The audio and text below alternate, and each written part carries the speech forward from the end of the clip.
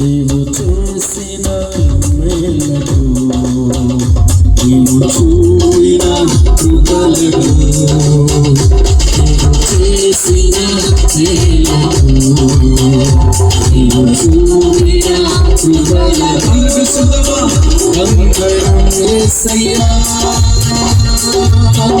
వందనం యేసయ్యా, వందనం యేసయ్యా, వందనం యేసయ్యా, వందనం యేసయ్యా, వందనం యేసయ్యా, వందనం యేసయ్యా, వందనం యేసయ్యా, నీవు చేసిన మేలకు, నీవు చూపిన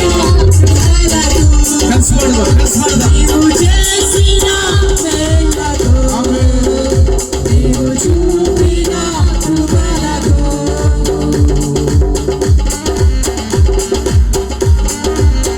ఏ పాటి వారము మమ్మలను ఇంతగా మీరు హెచ్చించారయ్యా, ఇంతగా మమ్మల్ని మీరు ప్రేమించారు, అంచెలంచెలుగా మమ్మల్ని హెచ్చించి నీ కృప చేత మమ్మల్ని దీవిస్తున్నటువంటి ప్రభువా, నీకు మా వందనం అంటూ ఆరాధన చేద్దాం.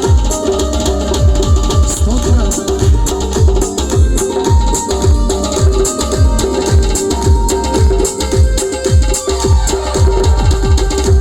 ఏ పాటి వాడనని నేను నన్నెంతగానో ప్రేమించావు, దెన్నడు చవి చూడని సరిక్రొత్తదైన ప్రేమామృతం.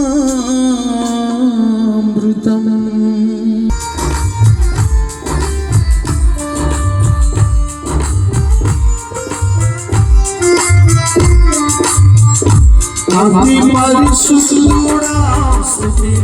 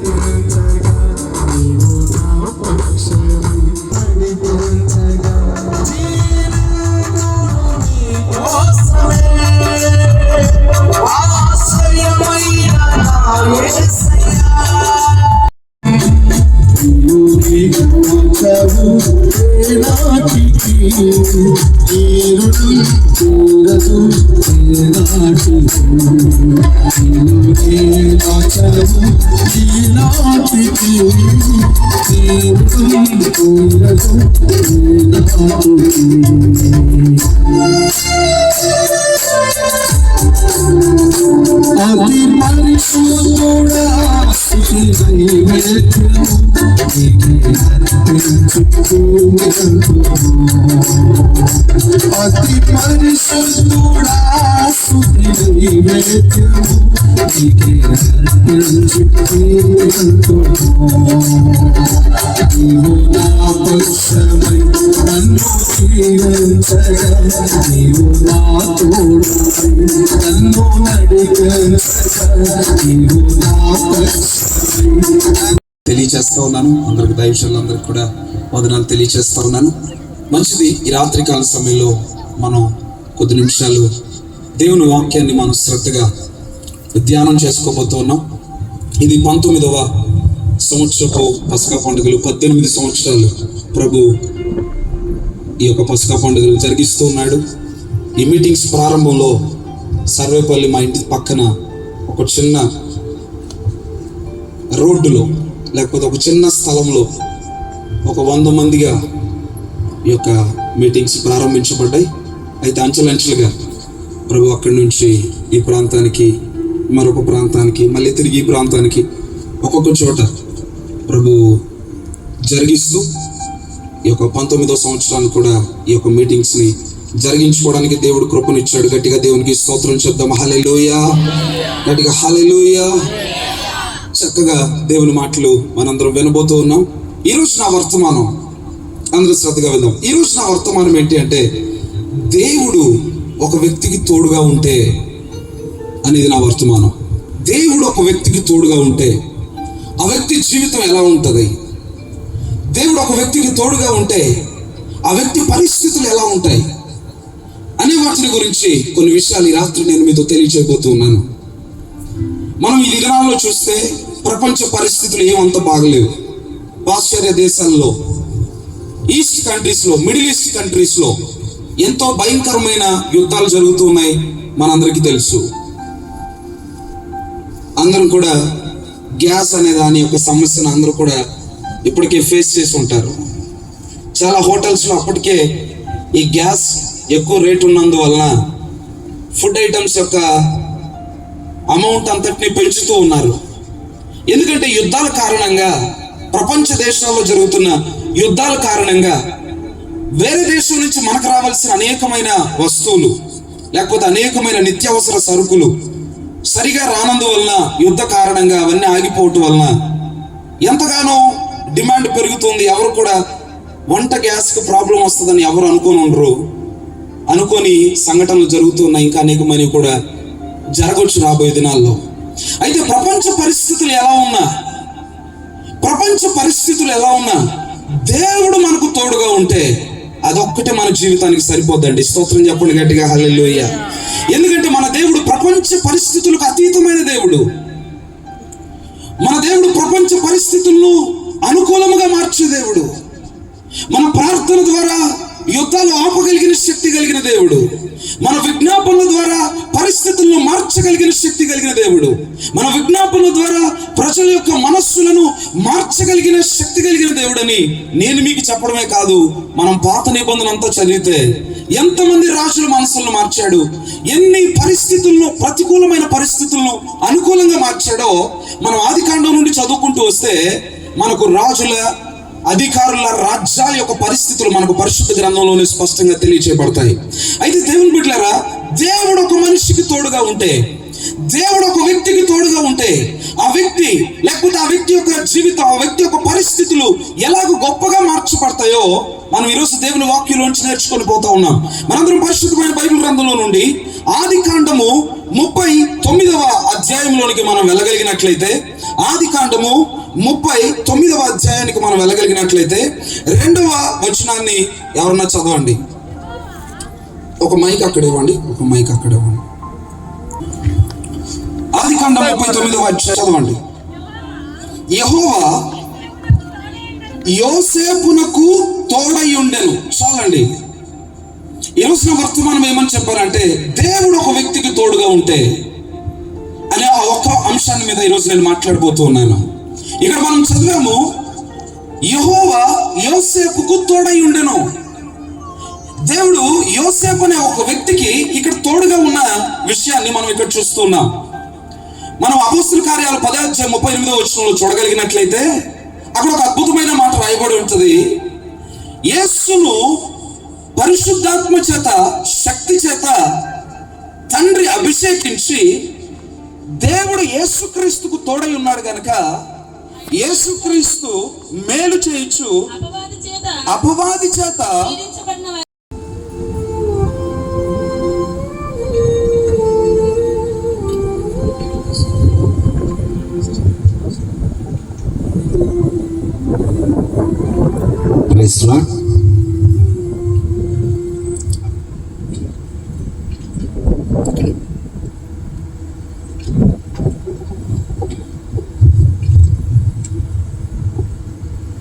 మన ప్రభువును రక్షకుడైన యేసుక్రీస్తు నామంలో ఈ పస్కా పండుగలకు విచ్చేసినటువంటి నా జతపనివారు, అలా సంఘస్థులు, ఇతర సంఘాల నుంచి వచ్చినటువంటి వారందరికీ కూడా నా హృదయపూర్వకమైనటువంటి వందనాలు చెల్లిస్తున్నాను.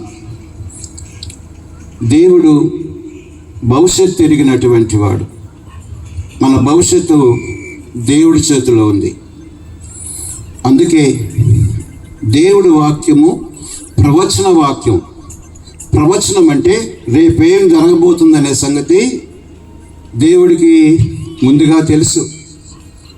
నువ్వు పుట్టినప్పుడే చివరికి నువ్వేమైపోతావని కూడా దేవుడికి తెలుసు. ఎందుకు తెలుసుకోవాలంటే మన భవిష్యత్తు ఒక ఆశీర్వాదకరంగా ఉండాలనే ఆలోచన దేవునికి ఉంది. ఏ తండ్రికైనా తన బిడ్డలు బాగుండాలి, క్షేమంగా ఉండాలి, ఆశీర్వాదకరంగా ఉండాలి, ఆరోగ్యంగా ఉండాలని ఏ తండ్రికైనా ఉంటుంది. మనకు ఒక తండ్రి ఉన్నాడు, మంచి తండ్రి. దేవుడు క్రొత్త నిబంధనలో ఇప్పుడు ఆయన దేవుడు కాదు, తండ్రి. యేసుక్రీస్తుకి మొట్టమొదటిగా తండ్రి.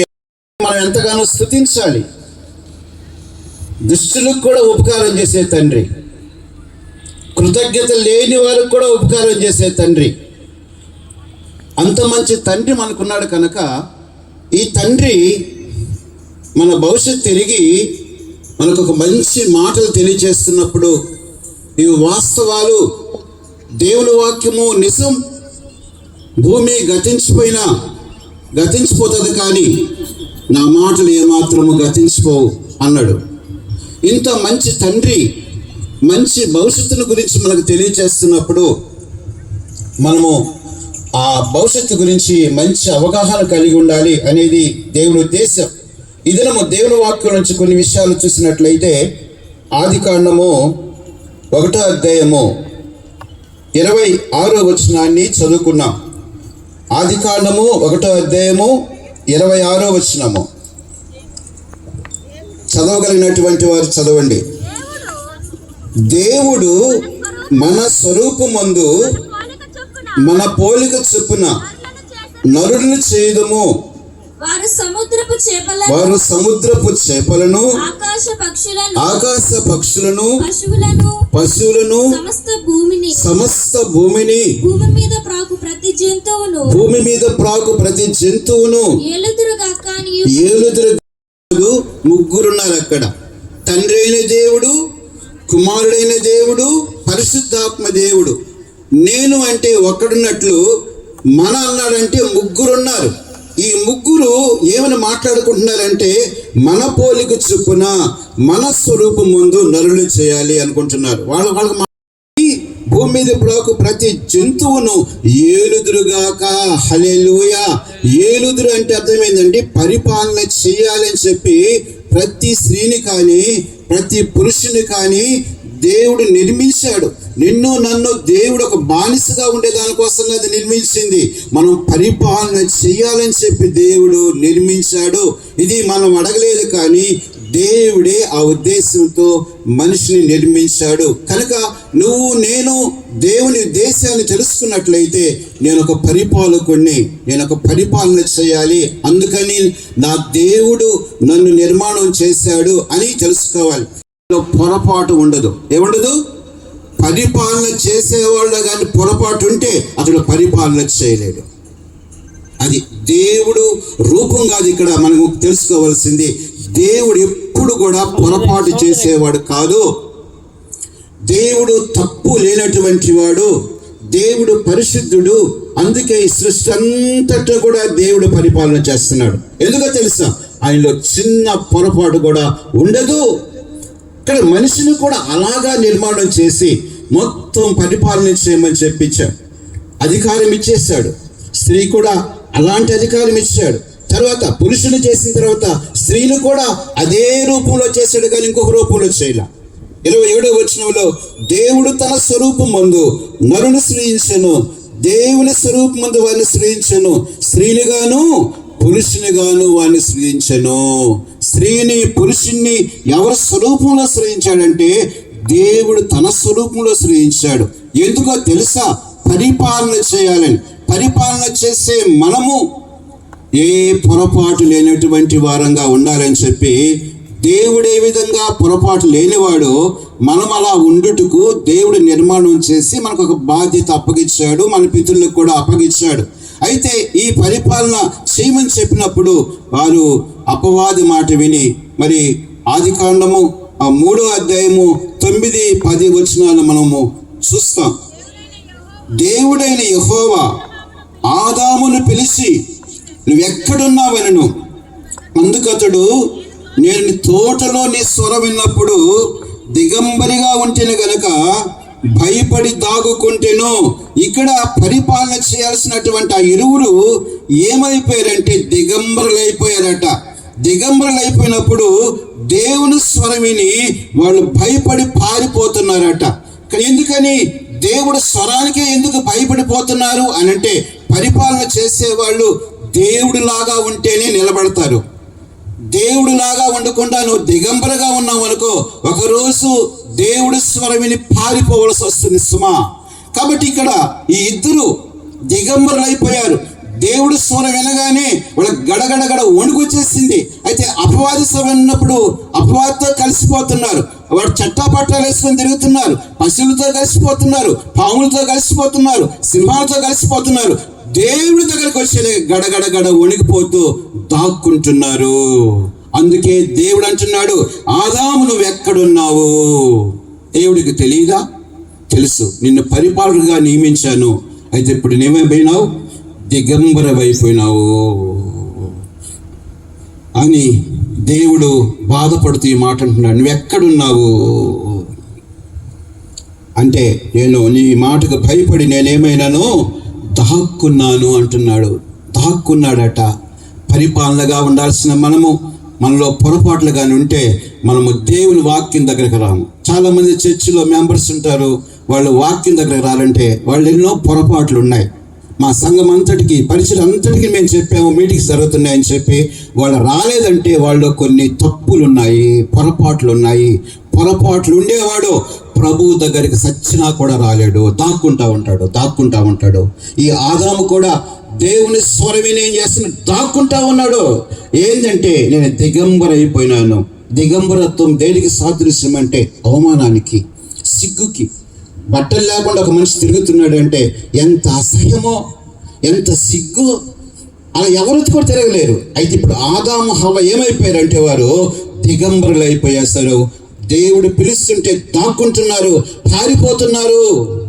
కారణం, వాళ్ళు ఎందుకు ఆ స్థితిలోకి వచ్చారంటే వాళ్ళు జీవవృక్ష ఫలాన్ని తినలేదు. ఏం తినలేదు? జీవవృక్ష ఫలాన్ని తినకుండా దేని తిన్నారు? జ్ఞానవృక్ష ఫలం తిన్నారు. జీవవృక్ష ఫలంగా తిని ఉంటే వాళ్ళు దిగంబరులు అయిపోయి ఉండేవాళ్ళు కాదు.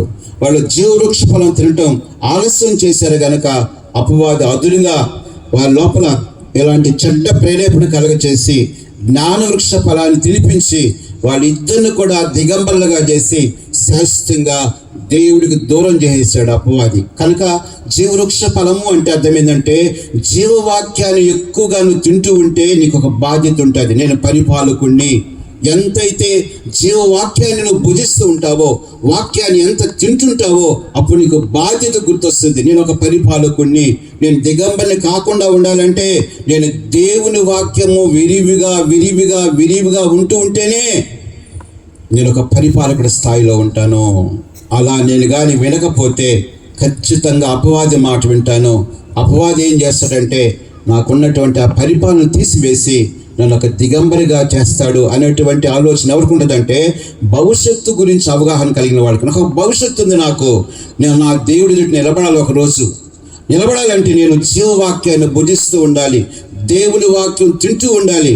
ఎంత విరివిగా ఎంత వాక్యాన్ని వింటూ ఉంటానో యేసుక్రీస్తు లాంటి జీవితాన్ని జీవిస్తాను. అందుకే బైబిల్ చెప్తాది, నీ వాక్యం నన్ను బ్రతికించును. ఎవరిలాగా?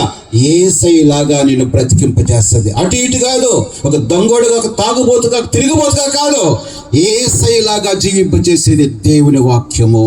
నువ్వు కానీ వెళ్ళలేదనుకో జాగ్రత్త సుమా, నీ భవిష్యత్తు బాగుండదు. జీవవాక్యాన్ని వినుటకు మనము వేగిరి పడుతూ ఉండాలి. ఎక్కడ వాక్యం ప్రకటిస్తున్నా వాక్యం దగ్గరికి వెళ్ళి వాక్యాన్ని భుజించాలి. వాక్యాన్ని భుజించక వాక్యంగా ఉండాలి. కాబట్టి ఈ ఇరువురు దేవుని యేసు నాలో ఎంతో ఆశున్నది, తీరునానా కోరిక చేరితే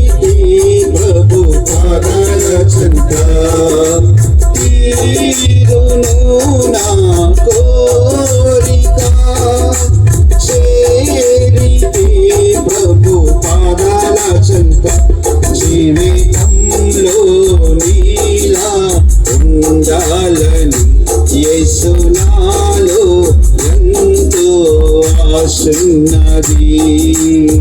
చదువుకుంటారా?